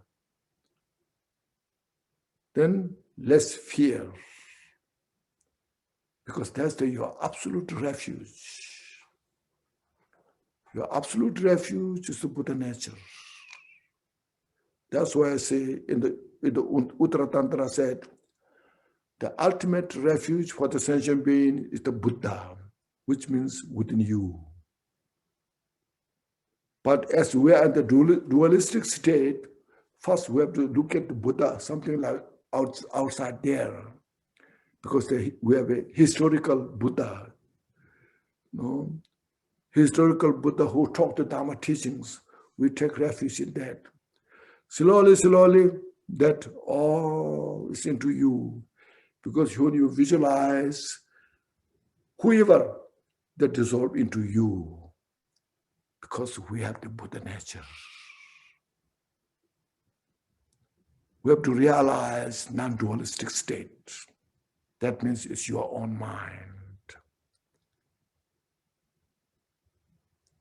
Make sense?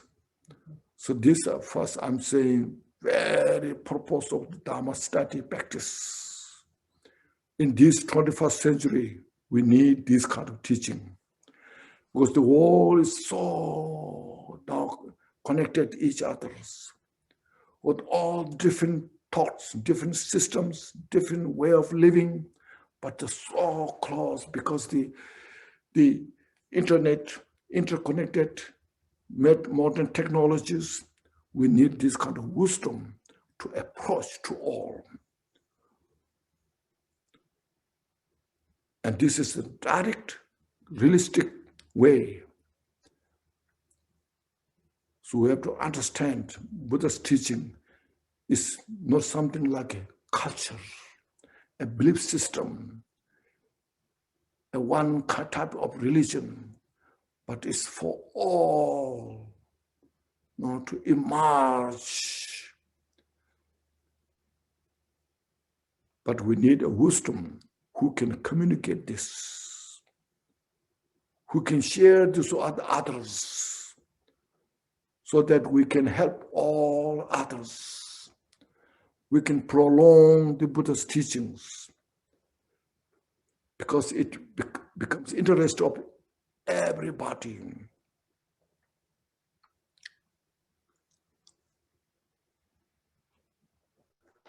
So I think these two verses are so important that I try to explain just briefly.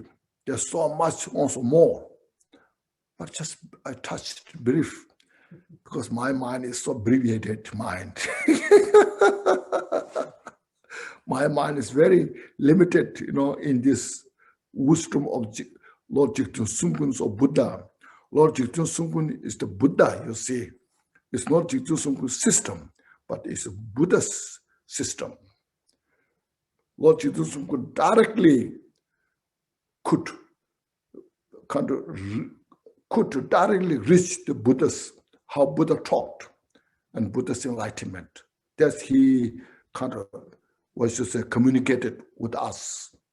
But we also need a wisdom how to capture that.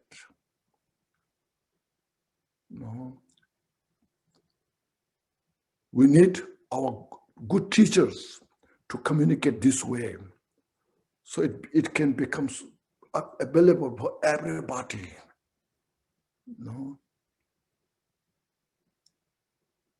To free from the samsara, there's no other. This right way,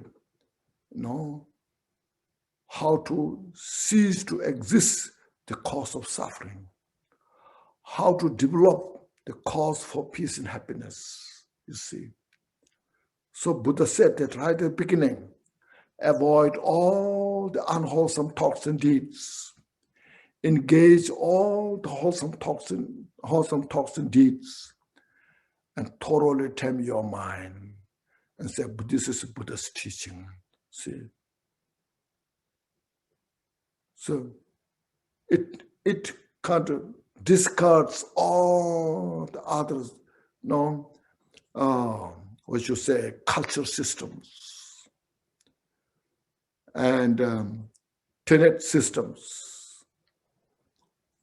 But mind is, as a mission, mind is such a profound, there are so many steps we should take. It's not just mere empty. It's not just mere emptiness. Underneath, there's so much, you see. So we have to dig all those informations and then how to reveal this. That's why interdependent philosophy is so complex. So Lord Jigten Sungkun said, I realize the interdependent, the outer interdependent, inner interdependent, the secret interdependent, the ultimate interdependent. And I reveal the Vajrayana, all the classes of the Vajrayana teachings. And I capture the no gap, between meditation and non-meditation. So he transcends the gap. You say fill the gap. No, he he transcends all the gap within in the equipoise state of the meditative state. And from there, he taught these teachings. So please reflect this during this week. Next week, then we'll complete, because other 5 verses are not so much to say. First, these 2 need to be understood so well. Then we can understand all the rest, just not so difficult. Do you have any questions? Anybody? I have a Can question. I ask a? Yes, who? I'll go ahead. Yes, go ahead. Okay, we have the Buddha nature within our minds. Is this Buddha nature itself already fully awakened, Dharmakaya, or is it like, is there something in my mind which is fully awakened right now and I just don't realize it? Is that how it works? Do you realize? I don't have the realization. I have limited realization. Oh, so that you need to work. Okay. Okay. Thank you, Rinpoche. Thank you. Yeah. I know it was an abstract question, you know. Yeah. Yeah. Can I ask a question? Yeah, go ahead, Alex. Okay. So I just want to go back to basics, saying self does not exist. For example, there is always like awareness, observing thoughts, feelings, perceptions. Of even saying I don't exist, there is always awareness observing that. And for example, when I wake up from dream, I'm observing I woke up from dream. And even if I turn back to that awareness, obviously I cannot find it. I cannot touch it, but there is always still this observer of even of thoughts, feelings, perceptions. So it's always there. So I'm kind of a little bit confused. What does it mean self does not exist? That's what it's called, confusion. Yes.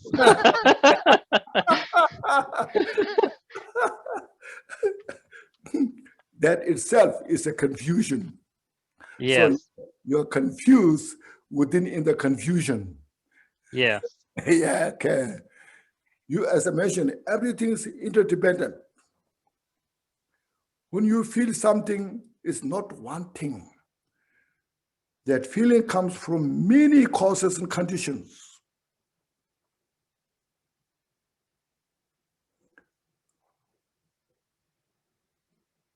Okay?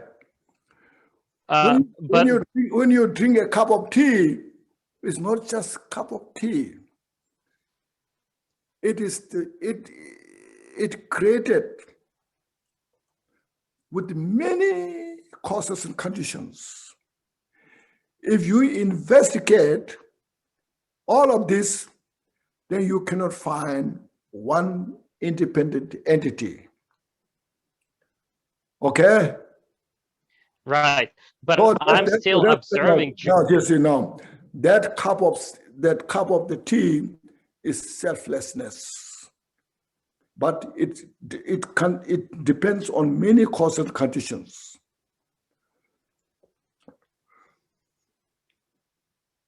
So your experiencing of drinking cup of tea is not because it is self, but because of many causes and conditions.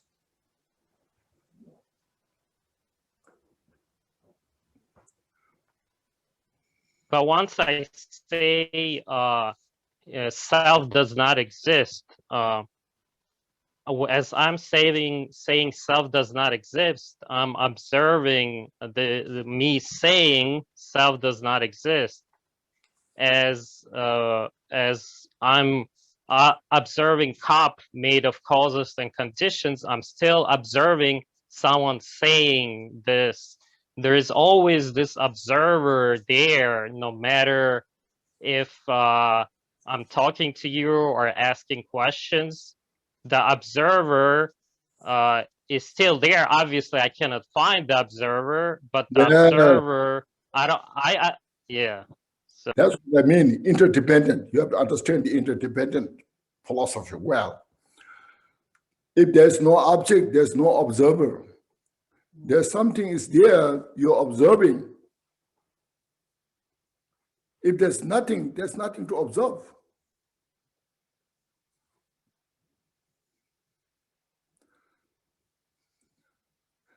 Just look at your nose.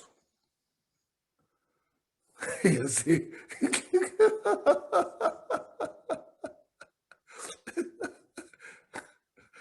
Nose, that your nose is within you. You have the nose, but if you observe your nose, you cannot find your nose. But still, you have the nose.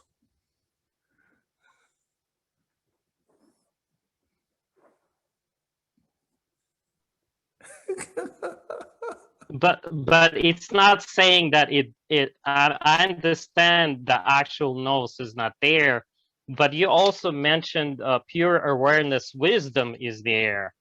So does that mean it doesn't exist? And you said if I'm free from grasping to self, so who is that I? I'm not saying there is I should be observed, and there is like observer and observed, but just I is just in it aware, just like aware is still kind of I guess yeah, I'm confused. Yes, you're confused. It's a oxymoron, okay?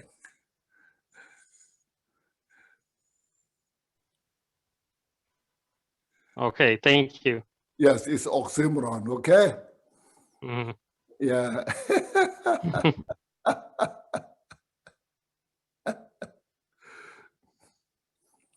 Yeah, meditate more. Not just, you cannot find all the solution through the just few words, few kind of say, hearing. You have to practice for days and months and years. Okay? And you practice under good guidance, with good teacher, and get the right instruction and follow the path. And then definitely you'll get the message. Until Okay, then, thank you, Khenchen. yeah, until then, we are confused, yes. Can people hear me? Oh, Yes, well. oh, okay. I thought maybe his confusion was Karen, yeah, Jackson, yes. Yeah. I thought Alex's confusion could be in misinterpreting a sense of selflessness with a loss of individuality. Like when I know the Buddhist texts write that an individual has awareness. It's not just that there simply is awareness. Yes. And then, but selflessness is a different, as you like you described here. So yes. As you mentioned, his confusion. Yes, stubbornness. Yes, stubbornness is what it means. We're so as I mentioned, we're so ingrained in the confusion, and very difficult to kind of uncover that because it's so stubborn. Yes. We're so kind of our habit is totally kind of deeply rooted, so difficult to get that out. Yes. So as I mentioned, we need a lot of practice meditations. Yes. It's not just some solution, That's why there are very few can get out of this delusion, samsara. Isn't it right that we speak of the individual, or the Buddhists speak of the individual that doesn't exist from its own end? As I mentioned, it's interdependent. It's interconnected. All are so interconnected, interdependent. If there's no one, or that one is because of the many. The many are collection of one. So there's neither one nor many. So all is what we are talking about. We are talking about it in the dualistic state. Rinpoche, are there iconical representations for each of the 7 Taras like there are for the 21 Taras? Yes. 7 Tara is a representation of your to delete your 7 mental confusion.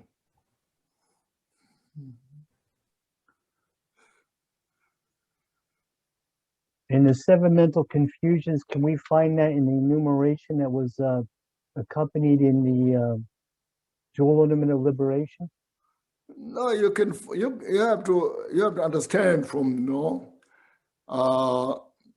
there are 7 walls, so to purify 7 walls outer, and then there are 6 mental afflictions. So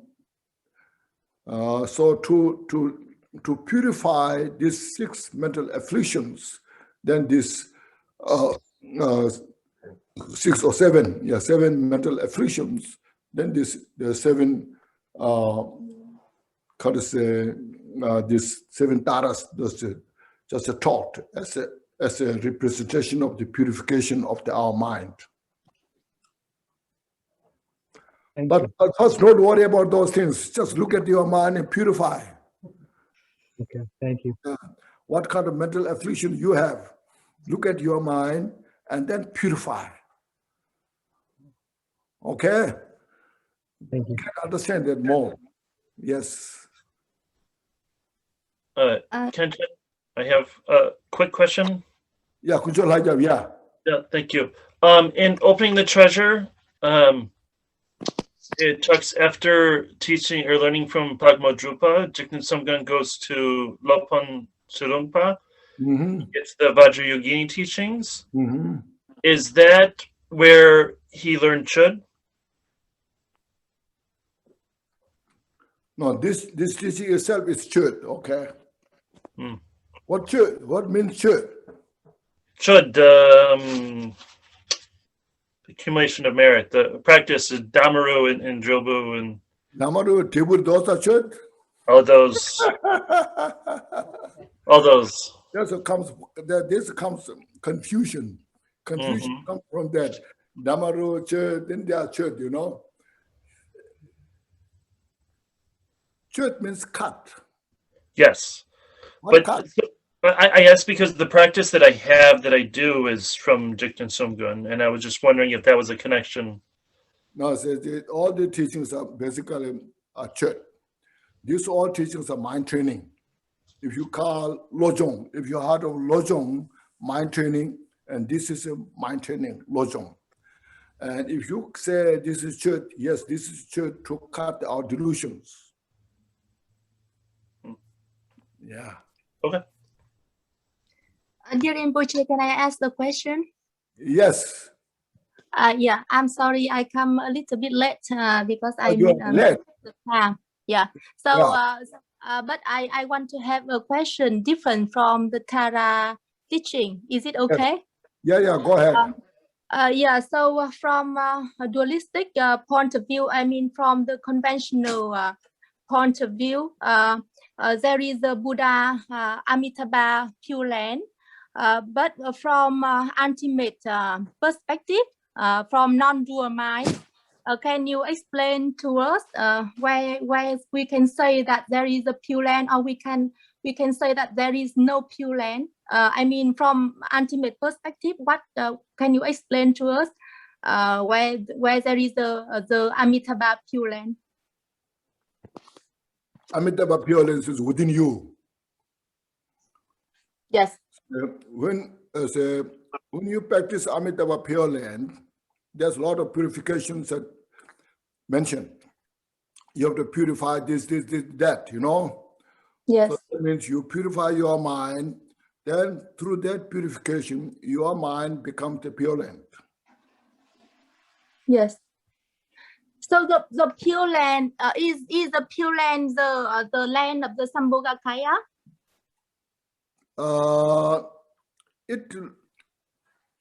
It can be any, depend to the practitioner. Depend to the practitioner. Just for beginners, it can be a Nirvana Kaya Pure Land. If the practitioner is highly advanced or achieving different bhumis, it can be Sambhogakaya. And then Dhammakaya is within you. Yes. So from the ultimate perspective, can we say that there is the Pure Land, or we cannot say that there is a Pure Land? Because if we say that there is the Pure Land, then it's like from dualistic point of view, right? Yes. So when so from ultimate, I mean, when the from Buddha, when Buddha the eyes, under the Buddha eyes, then there would be no Pure Land, right? Can we say that no, or yes or no, or we cannot say yes or no? It's non-duality. Neither yes nor no. Yeah. Okay. Okay. Yeah. So actually, yes or no. Actually we have to how to say, see it from the middle way, right?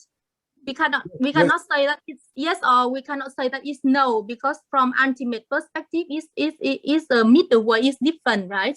Yes, it is.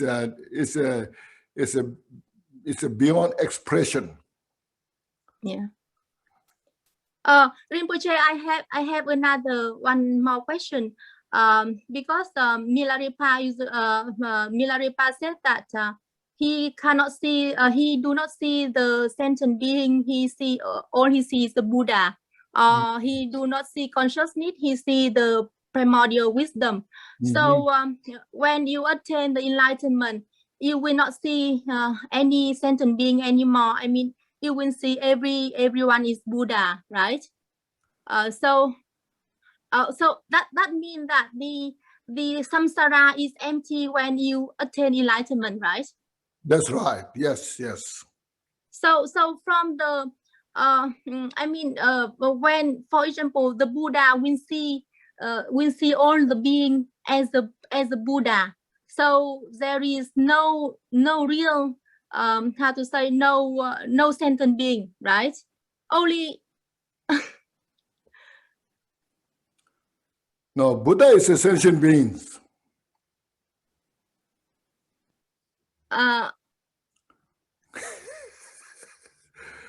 Enlightened sentient beings. Yes. But so, I mean,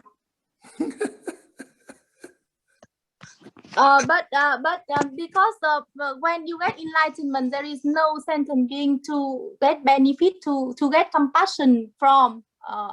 So I mean, under the Buddha eyes, there is no sentient beings. So how the world, I mean, how the Buddha still appear to benefit sentient beings? How the compassion still, still appear to benefit sentient beings, because under Buddha eyes there is no sentient being. In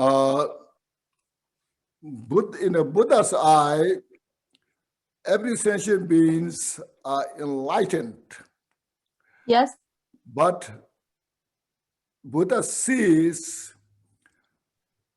sentient beings have not revealed their enlightenment. So Buddha gives teaching to uncover their enlightenment. That's how Buddha taught the teachings. Buddha knows everything, you know. So don't think one-sided.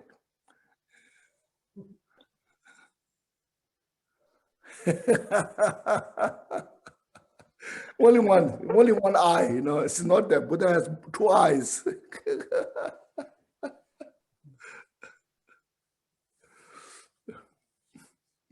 Okay.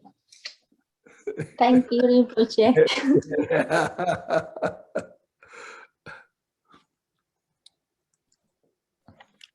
Thank you, Rinpoche. Yeah, no, that's good. So please practice Dharma, okay? Yes. Yeah.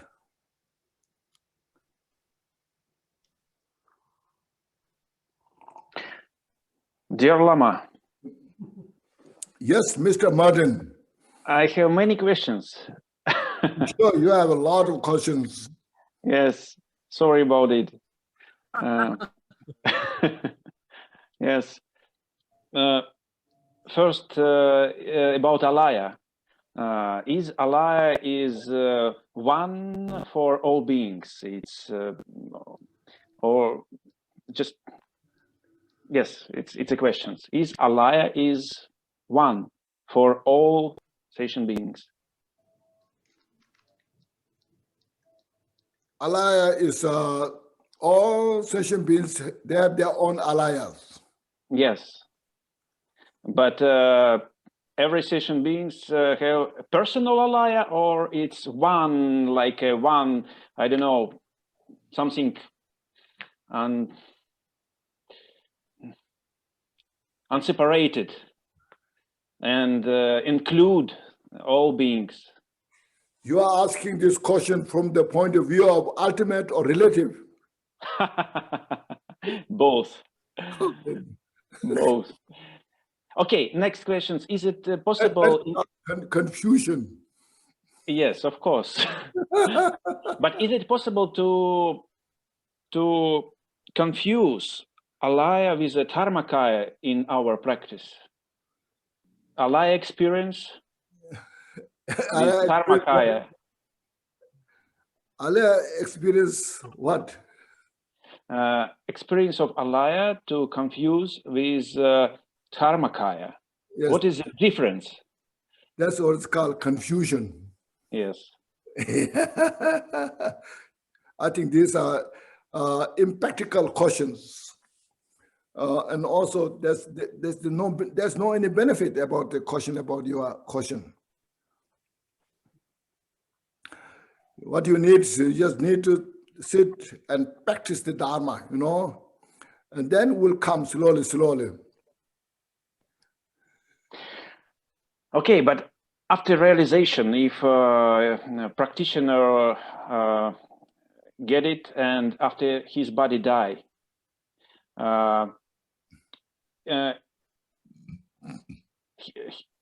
he's not exist anymore. Where? And he don't have body anymore, samsaric body, and no personal existence anymore. How you know? You told it that we have a body because our confusion and alaya, confused impressions, yes. And yes. Did I understand right or no? Okay, it's difficult to formulate my question. Okay. It's very difficult to formulate your questions. Yes, because yes. you're asking from the confusion state. Yes, okay. But all questions are going from this confusion state. It's yes. Okay. Some less than others more. Okay. Khenchen? Yes. I have a question with regard to the last talk you gave about being in the head, and it gets like tough and there's a lot of outlets, but being in the body and being in the heart, it's real spacious. I've been practicing that, but sometimes it still gets I don't actually, the confusion again, I don't know how to keep on including. It's like I get too zoned in onto being in the, being down here energetically instead of being up here. And then I become afraid of the brain, which I have because of the ungrounded feeling I get. Yes. So how should I think about being in the heart and in the body in my day-to-day experience? Like right now, I'm kind of feeling shaky. talking about it. But that you see, what I was saying is that the brain is like our office. Just giving example, you know. yeah, And the heart is like our home. See, when you are in the office, basically you are in the office, you become busy, you know, and the communication, all doing things, all these things you do in the office. But when you come to at home, then you're more relaxed. This is my home. You just relax, feel comfortable, you know. These are just giving example. You see, when you bring your mind more downwards, you feel more relaxed. When your mind is more up, then there's a lot of activities coming. So all the conceptual thoughts coming on the up, and home, when you come down, you feel more relaxed. So that's why I see you have through this understanding, all the mental activities, thoughts, all this just thoughts like a bubbles of the thoughts. They come and go, come and go, come and go, come and go. Then sometimes it makes you crazy, you know. So these things you need to bring down as a Dharma practitioner. Sometimes you relax, calm down yourself, meditate a little bit, or practice bodhicitta. Bodhicitta comes more like coming to the down in your heart, you know. So these are the how to kind of bring your mind down, relax. thank you. Yeah.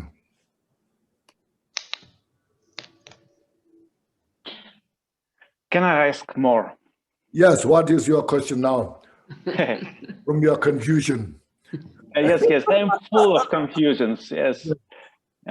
What's the difference between Tara, Dakini, and Yum of Buddha partners? These all synonyms. Okay. And okay. Next question is about interdependence. Yes, if we are talking about cause and effect interdependent, we, you know, it's like we perceive that cause is now and effect after that, it's future. Interdependence of cause and effect, it like a future are independent of, I don't know, it's like a future exist now. It's what like, do you think? I think yes. That's called, it's called confused. Yes.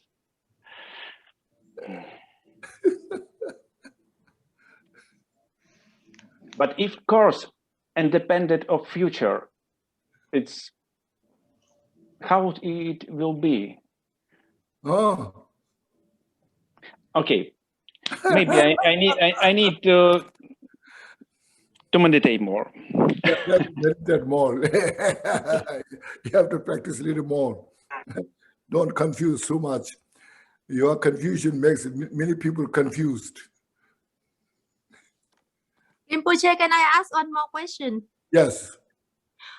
So when we talk about the nature of mind is empty and clarity, the union of empty and clarity, and then when we talk like the nature of mind is like a space.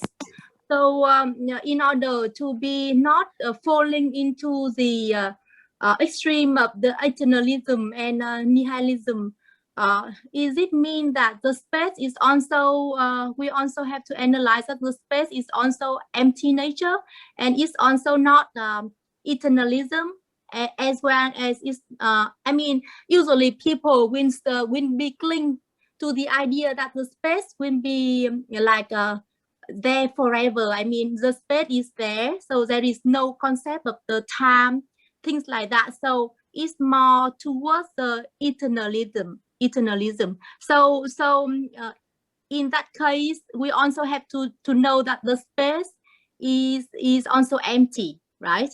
So it's not eternalism. Here, eternalism means permanent. Yes, permanent. Yes. It's something like concrete, you know. So yeah, you have to free from this the concept of the permanence or nothing exists, you know. So you have to cut this two dualistic thought. That's why it comes to interdependent. Interdependent means neither exists nor none exist. Okay, so it's all the causes that is happens because of the many causes condition manifest, and because of that there's the effect. So that effect is not independent. So like this all are interdependent, interconnected nature. So our dualistic mind as well in that nature. You know, dualistic mind means confused mind. We are confused in the duality. You know? So that's how we have to purify it. The dualistic mind. Purify, need to relax, you have to understand the interdependent nature, and there's nothing to attach to, there's nothing to hate, or just manifestation. You have to know how to relax your mind.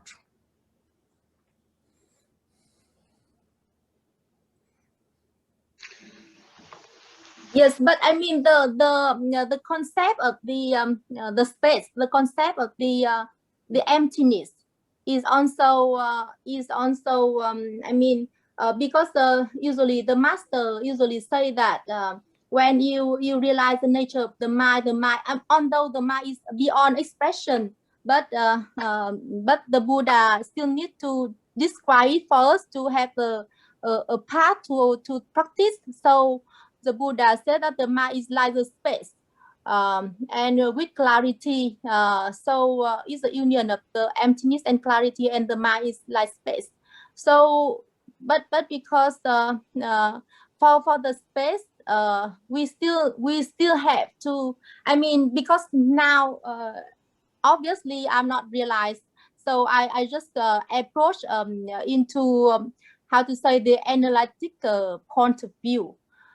So when we talk about the nature of the mind, is the union of the emptiness and the clarity, and is like the space like nature. So the space is also not eternalism, right? The space is empty. So it's not there. I mean, the Dhammakaya is not eternalism. The Dhammakaya is we cannot say the Dhammakaya is